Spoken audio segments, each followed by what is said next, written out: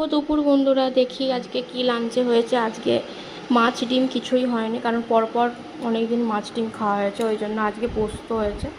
আজকে খুব সামান্য লাঞ্চের মেনু। দেখি কি কি রান্না হয়েছে।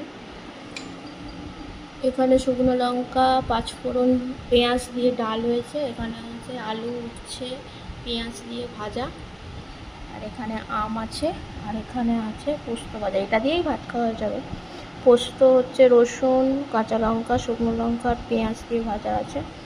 এই সামান্যই আজকের লাঞ্চের মেনু, আর কিছু হয়নি আমাদের, যেহেতু পরপর অনেক দিন রিচ খাওয়া হয়েছে, যার কারণে আজকে খুব সামান্য মেনু বেড়ে গেছে। সেটা হলো এই আলুর চিপস, সব কিছু তো দেখানো হয়েছে। আর এখানে ডাল আছে, ডাল দিয়ে আলুর চিপস খেতে ভালোই লাগে।